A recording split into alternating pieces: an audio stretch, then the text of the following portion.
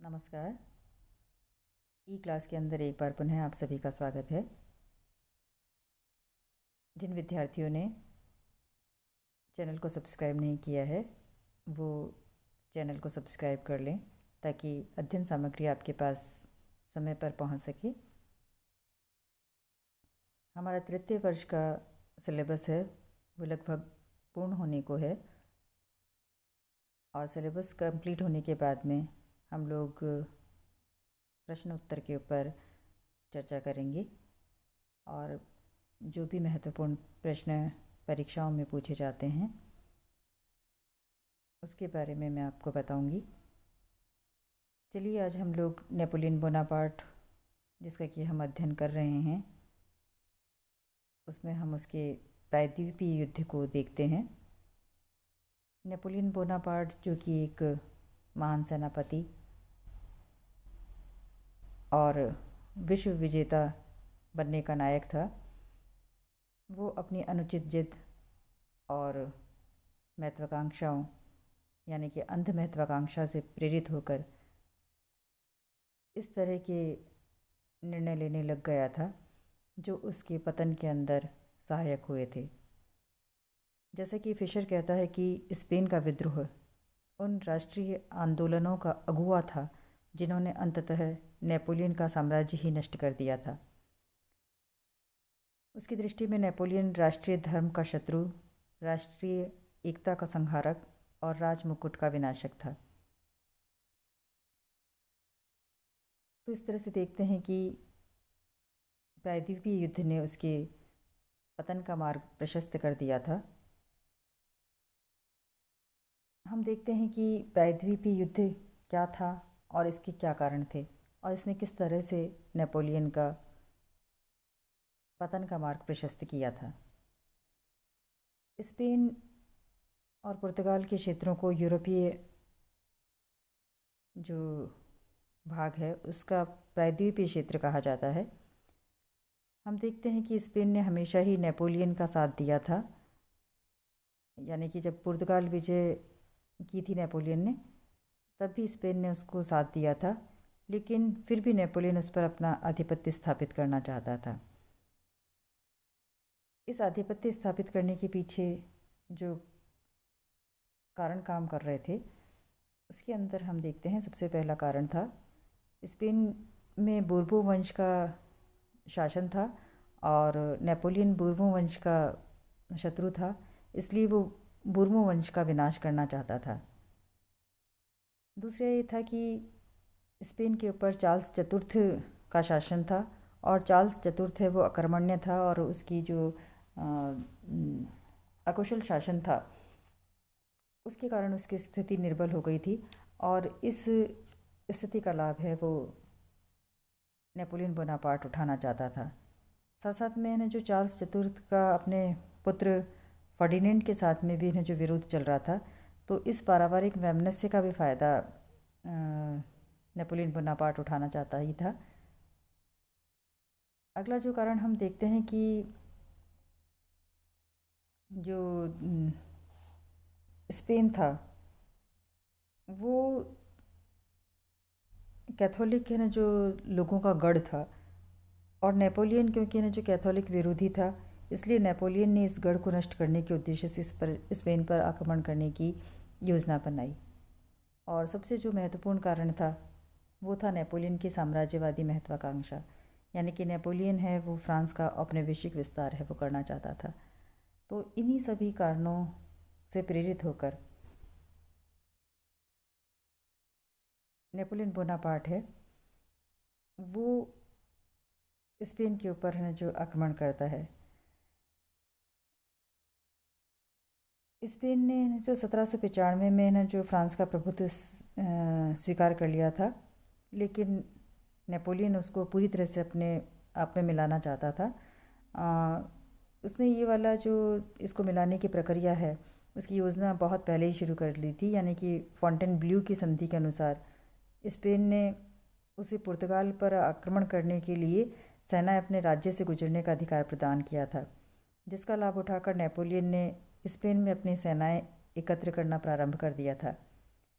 और चूंकि स्पेन में इस समय चार्ल्स चतुर्थ का शासन था और उसका पुत्र फर्डिनेंड उसका विरोधी था, यानी कि चार्ल्स का है ना जो उसका पुत्र है जो फर्डिनेंड विरोध कर रहा था, तो नेपोलियन ने पिता व पुत्र दोनों को दक्षिणी फ्रांस में स्थित बचोन नामक स्थान पर आमंत्रित किया और वहाँ दोनों को डरा धमकाकर स्पेन की गद्दी से त्यागपत्र लिखवा दिया। और उसके बाद में स्पेन की गद्दी पर अपने भाई जोसेफ को, जो कि नेपल्स का राजा भी था, उसको वहाँ पर बिठा दिया और नेपल्स का जो राज्य था वो नेपोलियन ने अपने बहनोई म्यूरा को सौंप दिया। इस तरह से अब क्या होता है कि ना जो यहाँ पर है ना जो नेपोलियन का स्पेन के साथ में युद्ध है वो प्रारंभ हो जाता है। स्पेन की जनता नेपोलियन के इस विश्वासघात और जो अत्याचार था उसको सहन नहीं कर पाती है, और है ना जो स्पेनिश जो कि स्पेनिश जनता है जिनके बीच के अंदर काफ़ी मतभेद थे आपस के अंदर, लेकिन इस कारण से वो अपने जो मतभेदों को भुलाकर नेपोलियन के विरुद्ध एक होकर उठ खड़े हुए और उन्होंने सेना का पुनर्गठन किया और स्थान स्थान पर जनता ने समितियों का गठन किया। और कैथोलिक धर्म के मानने वालों ने भी पोप के शत्रु नेपोलियन के विनाश का उचित अवसर देखकर जनसाधारण को जागृत करना प्रारंभ कर दिया। और जल्दी ही जो नेपोलियन और उनके बीच में युद्ध है वो शुरू हो जाता है। शुरुआती ना जो सफलता के बाद में फ्रांस की सेनाएं हैं वो धीरे धीरे जो पराजित होने लग जाती हैं, क्योंकि ना जो जहाँ पर स्पेन की जो स्पेन के लोग थे वो भौगोलिक परिस्थितियों का लाभ उठाकर फ्रांस की सेना को विभिन्न स्थानों पर है जो नुकसान पहुंचा रहे थे। साथ साथ में फ्रांस की सेनाओं को है जो जन समुदाय की सहानुभूति भी नहीं मिल रही थी। आरंभ के अंदर नेपोलियन इस चीज़ की गंभीरता को नहीं समझ पाया और उसने इसको ने जो कुछ असंतुष्ट और लुटेरों का युद्ध कहा, लेकिन बाद में उसने अनुभव किया कि ये राष्ट्रीयता की भावना से उत्प्रोत जनता का स्वतंत्रता संग्राम था। फ्रांस और स्पेन के मध्य जो लड़े गए प्रारंभिक युद्ध थे उसके अंदर बैलोन का युद्ध जो 19 जुलाई 1808 का है वो सर्वाधिक महत्वपूर्ण था। इसके अंदर फ्रांसीसी सेनापति ड्यूपोंत है वो हार जाता है और नेपोलियन की सेना की स्थल पर यह प्रथम उल्लेखनीय पराजय थी। इस विजय ने स्पेन वासियों के हृदय के अंदर उत्साह और शक्ति का संचार कर दिया था और संपूर्ण यूरोप के अंदर एक सनसनी फैला दी थी और लोगों के हृदय में फ्रांस की सेना की जो अजेयता का भ्रम बैठा हुआ था वो सदैव के लिए टूट गया था। और अब है ना जो नेपोलियन का भाई जॉर्ज है उसको स्पेन की राजधानी मैड्रिड को छोड़कर भाग जाना पड़ा था। यहाँ पर हम देखते हैं कि स्पेन को फ्रांस के विरुद्ध इस संघर्ष में इंग्लैंड का ज़बरदस्त सहयोग और समर्थन प्राप्त हुआ था और उसका जो सेनापति था आर्थर वेलेजली, जिसको कालांतर में ड्यूक ऑफ वेलिंगटन की उपाधि से विभूषित किया गया था, उसने स्पेन अभियान के अंदर उल्लेखनीय अपनी सेवाएं दी थी। और ये जो युद्ध है 1808 से लेकर 1814 तक है जो चलता है और अंत के अंदर सैलेमेंका के युद्ध के अंदर जब 1812 का वर्ष था वो अंग्रेज़ों के लिए हितकर सिद्ध हुआ, क्योंकि नेपोलियन इस समय ना जो और ना जो देशों से उलझ के, जैसे रूस से उलझ गया था, रूस के साथ में जब उसका युद्ध चल रहा था तो उसने अपने अनेक सैनिकों को स्पेन के मोर्चे से हटा दिया था। तो यहाँ पर ना जो इंग्लैंड को इसमें ना जो काफ़ी सफलता प्राप्त हुई और 12 अप्रैल 1814 को ना जो ड्यूक ऑफ वेलिंगटन ने जो टूलों पर न टूलो नामक स्थान के ऊपर अपना अधिकार स्थापित कर लिया और इसी समय नेपोलियन ने लिपजिक के अंदर है जो पराजय के बाद में मित्र राष्ट्रों के सम्मुख समर्पण कर दिया था। तो इस प्रकार निरंतर 5 वर्षों से चल रहे प्रायद्वीपीय युद्ध का भी न जो अंत हो जाता है। इसमें नेपोलियन की असफलता के कारणों के अंदर हम देखते हैं कि स्पेन की जो भौगोलिक परिस्थितियाँ थी वो ऐसी थी कि कोई भी जो विदेशी आक्रमणकारी है वो जो वहाँ पर आसानी से सफलता प्राप्त नहीं कर पाता था, कर सकता था, क्योंकि पहाड़ियाँ, नदियाँ और जो कंदराएँ थीं वो स्पेन की सेना के लिए वरदान थी, किंतु यही जो प्राकृतिक बाधाएं थीं विदेशी सेना के लिए अभिशाप थीं। दूसरा क्या था कि अभी तक नेपोलियन ने निरंकुश राजाओं से संघर्ष किया था, लेकिन इस बार उसका संघर्ष राष्ट्रीयता की भावना से ओतप्रोत सैनिकों से था। इसलिए फ्रांस की सेना को स्पेन वासियों के विरुद्ध जो भीषण संघर्ष करना पड़ा था, जिसमें वो सफलता प्राप्त नहीं कर सका था। इस युद्ध के अंदर इंग्लैंड द्वारा नेपोलियन के जो प्रबल शत्रु इंग्लैंड था, उसने स्पेन को पूर्ण सहयोग प्रदान किया था। और स्पेन के इस अभियान के परिणामों को दृष्टि में रखते हुए मेरिट ने लिखा है कि इंग्लैंड ने यूरोप को ये सिखाया कि फ्रांस अजय नहीं था। यहाँ तक कि अगर अगर इंग्लैंड स्पेन को सहायता नहीं देता तो शायद है ना जो स्पेन फ्रांस को पराजित नहीं कर सकता था। नेपोलियन की मध्य यूरोप के अंदर व्यस्तता भी इसका एक कारण रही, क्योंकि मध्य यूरोप की समस्याओं से उलझे रहने के कारण नेपोलियन स्पेन के अभियान की तरफ पूर्ण ध्यान नहीं दे सका था, जिससे भी उसकी जो पराजय है वो निश्चित हुई। स्पेन की छापामार युद्ध प्रणाली थी, वो भी है ना जो स्पेन के लिए बहुत है ना जो लाभदायक सिद्ध हुई, क्योंकि स्पेन के जो सैनिक थे वो गुरिल्ला सैनिक थे, वो आवागमन की व्यवस्था थी उसको भंग कर देते थे। फ्रांसीसी सेना की जो रसद है उसको लूट लेते थे। फ्रांस की बड़ी सेना के किसी भी एक भाग पर आक्रमण करके वापस पहाड़ों पर छिप जाते थे।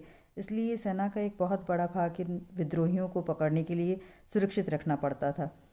तो स्पेन की ये जो दुर्गम भौगोलिक स्थिति के कारण जो फ्रांस की सेनाएं हैं ना जो सफलता प्राप्त करने से वंचित रही थी।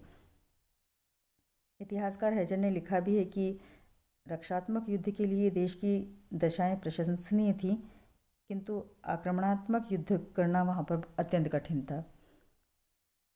इसी तरह से हम देखते हैं कि अंग्रेज सेनापति जो वेलिंगटन था वो एक योग्य सेनाध्यक्ष था, और उसने बड़ी चतुराई और बुद्धिमत्ता के साथ फ्रांसीसी सेनाओं का मुकाबला किया था। वहीं पर जो जोसेफ था, नेपोलियन का भाई जोसेफ, वो एक अकुशल है जो शासक सिद्ध हुआ था, और उसने अपने सेनापतियों की स्वार्थप्रियता और अहंकार पर अंकुश वो लगाने में सफल नहीं हुआ था। इसके अलावा हम देखते हैं कि कैथोलिक पादरियों ने भी ने जो लोगों को नेपोलियन के विरुद्ध युद्ध करने के लिए उकसाया था, और ये सारे ही कारण मिलकर एक तरह से नेपोलियन को पराजित करने के अंदर इन सब कारणों ने महत्वपूर्ण भूमिका निभाई थी। वस्तुतः हम देखते हैं कि स्पेन में नेपोलियन के पराजय ने केवल फ्रांस का ही विनाश नहीं किया था, बल्कि ने जो नेपोलियन के गौरव को भी प्रभावित किया था। अपने उद्देश्य की पूर्ति के लिए नेपोलियन को यहाँ पर स्पेन के साथ साथ में ना जो अनेक देशों से युद्ध करने पड़े, जिससे उसकी सैनिक शक्ति पर विपरीत प्रभाव पड़ा। वो स्पेन को सैनिक शक्ति के बल पर कुचलना चाहता था, लेकिन राष्ट्रीयता की भावना से ओतप्रोत स्पेन की जनता के सम्मुख उसे स्वयं घुटने टेकने पड़े, और अपने बंदी काल था उसके दौरान सेंट हेलेना, जहाँ पर उसको बंदी बना के रखा गया था, मित्र राष्ट्रों ने उसको हराकर और सेंट हेलेना के द्वीप के अंदर बंदी अवस्था में रखा था। तो वहाँ पर उसने स्वीकार किया कि वास्तव में स्पेन का नासूर उसके लिए सर्वनाश का कारण बना था। धन्यवाद।